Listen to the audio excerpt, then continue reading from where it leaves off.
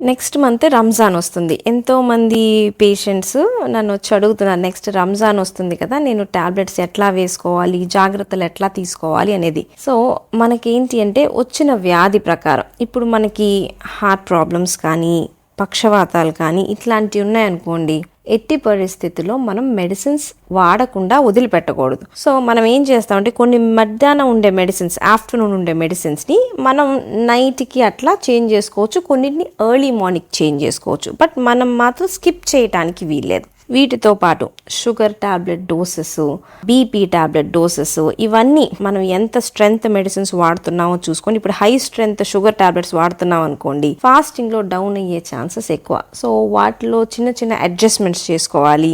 ఇంట్లో home recording, ఎప్పుడైనా sugar down అవుతున్న సిమ్టమ్స్ ఎట్లా ఉంటాయి, బీపీ డౌన్ అవుతున్న సిమ్టమ్స్ ఎట్లా ఉంటాయి చూసుకొని మన దగ్గర వాటిని కొంచెం రెడీగా పెట్టుకోగలిగితే కొన్ని ఇబ్బందులు మనం ఆరికట్టవచ్చు. కొన్ని నరాలకి, తిమ్మిర్లకి, బలానికి అట్లా కొన్ని యాక్సెసరీ మెడిసిన్స్ ఉంటాయి. అంటే ఇవి కంపల్సరీ కాదు, బట్ మనకి కుదిరితే తీసుకోవచ్చు, లేకపోతే కొన్ని స్కిప్ చేయగలిగే మెడిసిన్స్ ఉంటాయి. సో మీరు ఫాస్టింగ్ స్టార్ట్ చేసే ముందే కొన్ని మెడిసిన్ లిస్ట్ని మనం అడ్జస్ట్ చేయమంటే మీ ప్రైమరీ ట్రీటింగ్ డాక్టర్ని కొన్ని అడ్జస్ట్ చేసుకుంటే మనం ఈజీగా రంజాన్ని హెల్త్ ప్రాబ్లమ్స్ ఎటువంటి లేకుండా హ్యాపీగా కంప్లీట్ చేసుకోవచ్చు.